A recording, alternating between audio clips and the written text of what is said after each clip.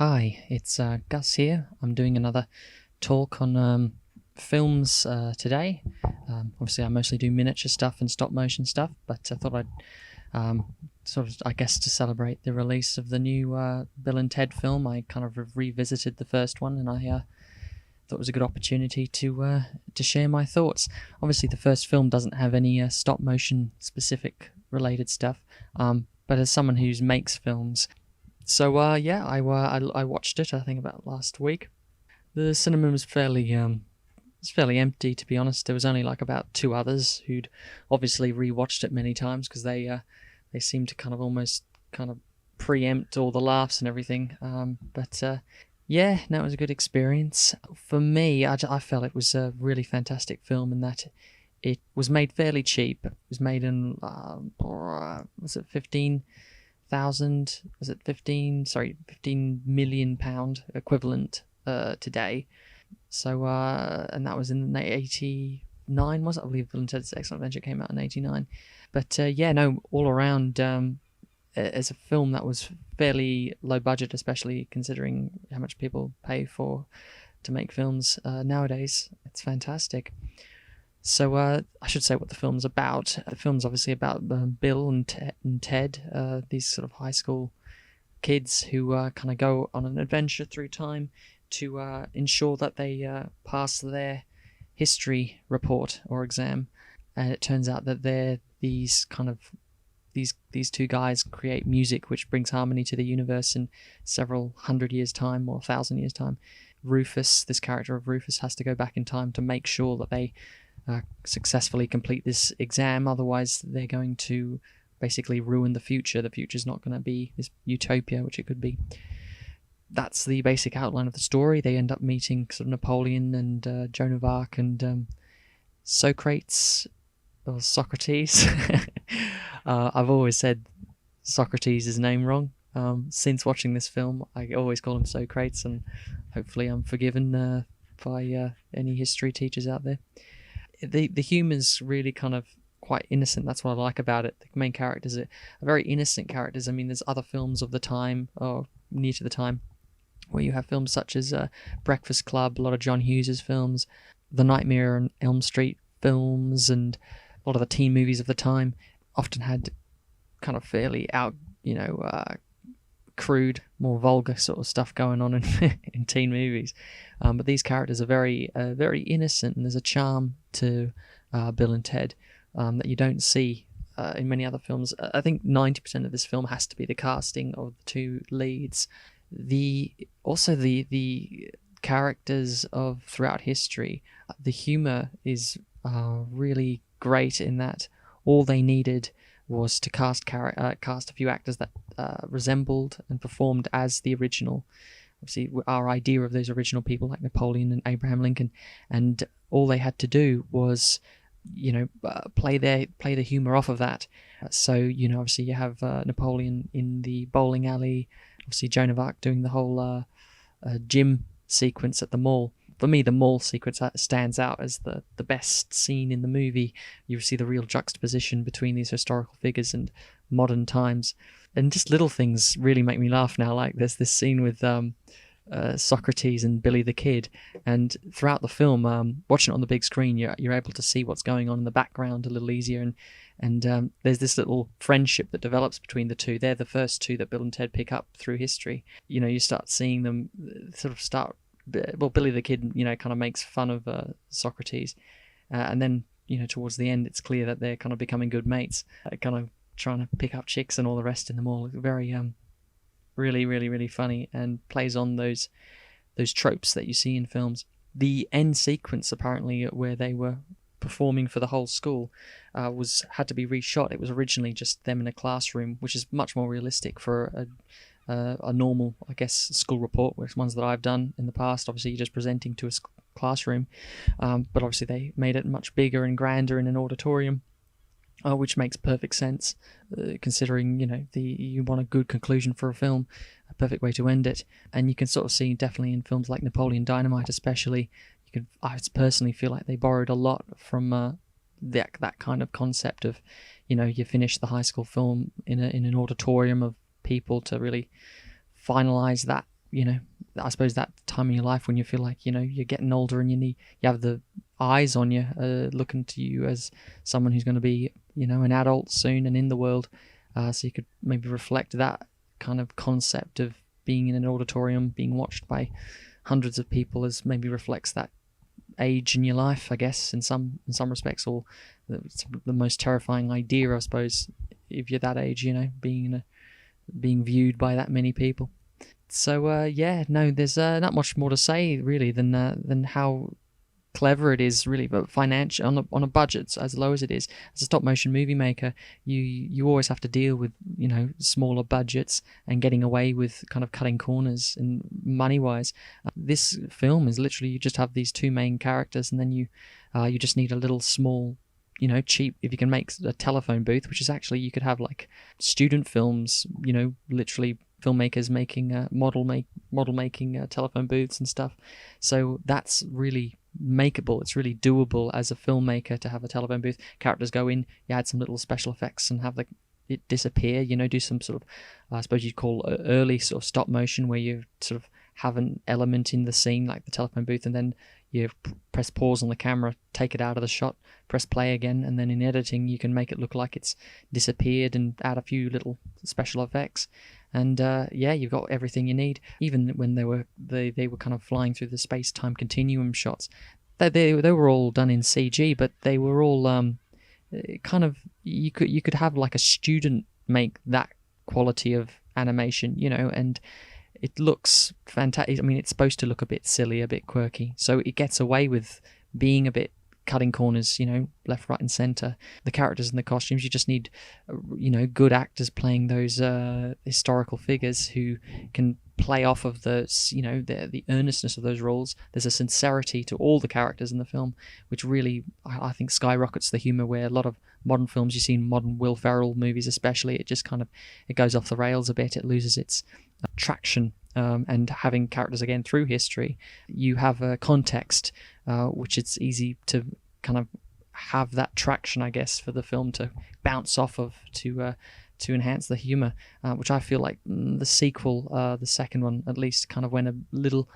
too far. It lost a bit of its traction because of it wasn't kind of based solidly on serious historical figures. It was kind of going a bit all over the place for me. Two thumbs up from me.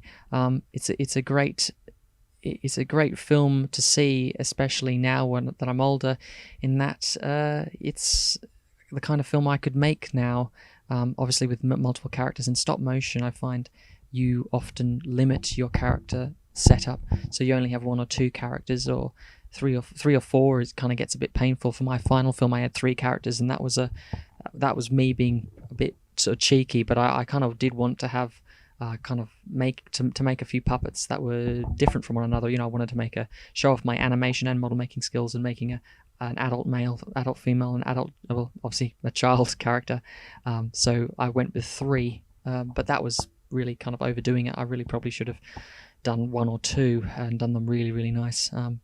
With this film, I have to say it's really a unique movie. It's an earnest film, and it's kind of compact. Everything's kind of where it needs to be. The film was shot in, I believe, Italy, and you can kind of tell there's a few exteriors that would have cost a bit of money. You have a panning shot. So for the Wild West, they had a scrolling shot where the camera went from, I think, left to right, or right to left, to show off the Wild West village or town, or whatever you call it, and then then it's kind of straight back to interiors and such. And then with the castle scene, it kind of goes down from lower shot, seeing the gate of the castle, and pans up. So a few simple camera movements going on there, but and you can see they're kind of trying to cut a few corners to keep the budget good. And I mean, another little shot which I thought was funny was the one that just kept on going, was Bill and Ted were fighting in night outfits, costumes, obviously, in the castle. And usually in modern films, that kind of shot would last about 30 seconds. Even less, it would last about 10 seconds. It'll just be like, here they are, they're fighting, and that's it, and that's the end of that shot. But this kind of carries on. The characters carry on playing and fighting in their costumes, and the shot just carries on. It stays from that one angle, so, which, it works somehow. I don't know. Sometimes I see films and they labour a shot, and it's like, why are you labouring the shot? It's a bit silly. On the Fast and Furious films, they have, well, the second one, I remember they had a shot where they were just pull this guy out of his, it was a baddie, they pulled him out of his car, and then instead of just like kicking him once and getting quickly in the back in his car and driving off, they kind of keep on kicking him, and it's like, what's the director kind of do here? Like, what was that? What's the point of that? But in this film, it kind of works with the charm of the characters and the filmmakers themselves. A lot of the people working on this film were kind of fairly fresh-faced in the film industry, at least from what I've researched. So it has that kind of fresh-faced charm, which I think somehow, you do lose and you do miss with films by people who, when they worked for years in their life. I know Napoleon Dynamite was another film like that, which was a lot of the actors had kind of for fresh-faced, and the director and making people who behind the scenes were in the same position. I know the female character, I forget her name, in Napoleon Dynamite, she had done various performing work in films before then. I remember even as a child actress, she did various films. She did one with a walrus or something, a seal, a pet seal. In the 90s, there were a lot of like with Free Willy, like humans with animals films, from often shot in, I'd say, Vancouver and down the coast towards California and the Bay Area. I'd say a lot of films from that kind of areas and from that era to do with animals, kids and animals, which is interesting thing to note. You don't see that as much anymore. I think the last film like that was Shaggy Dog, which came out 2005 or something like that. I'm sure there've been others. There have been others. Probably that's when I'm just sort of phased out of looking at those kind of films. I've watched a bit of the series, the live action series, which is not quite as good, but there's some sort of fun stuff. It was great with this kind of concept of the telephone booth. It works well in Doctor Who as well. You can have the characters go anywhere in space and time. It creates a great kind of opportunity for playing with ideas for as a storyteller. The animated series was also kind of quite a bit of fun. I've seen a few episodes of that too. I find now, as being in the animation industry, it's kind of difficult for me to watch animated stuff anymore, hence why I couldn't watch too much of the animated series, even though I could see it was well made.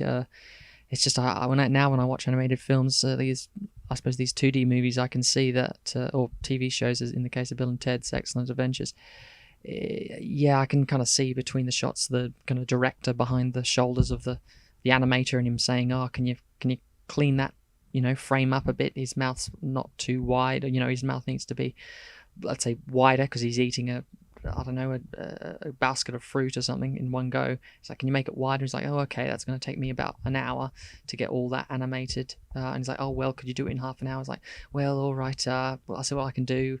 Can you give me 40 minutes? Okay, 40 minutes.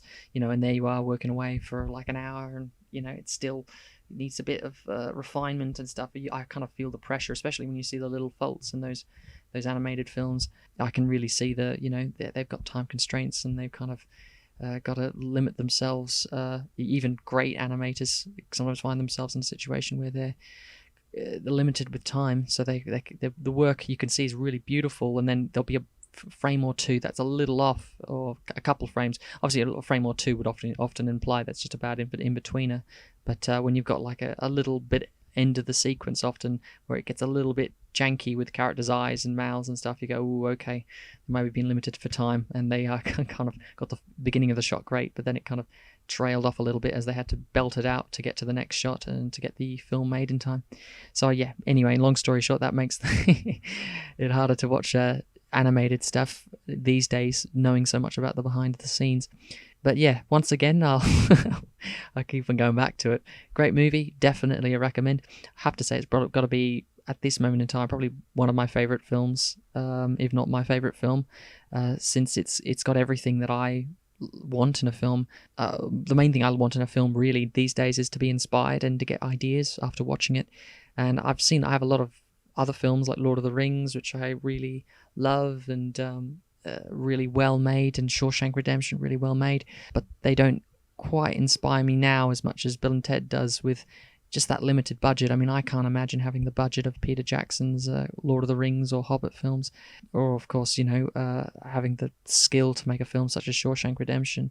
But I'm very visual as well, which kind of pulls me away from films like that. The films that traditionally film reviewers like, I often don't like, because I'm very extremely visual, which is obviously why I've chosen the medium I have, which is stop motion and animation. I can play with visuals.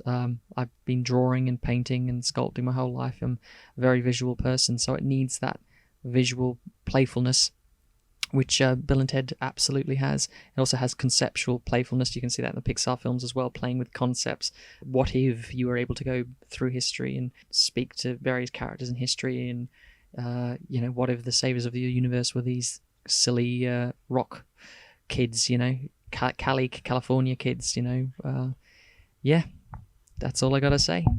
I definitely recommend, if you like this video, give me a like and feel free to subscribe. I often do mainly stop motion stuff, but obviously this was a bit of a departure, which I'm trying out, seeing how it works. The whole YouTube scene, I'm kind of definitely experimenting with a lot of stuff, and this is no exception.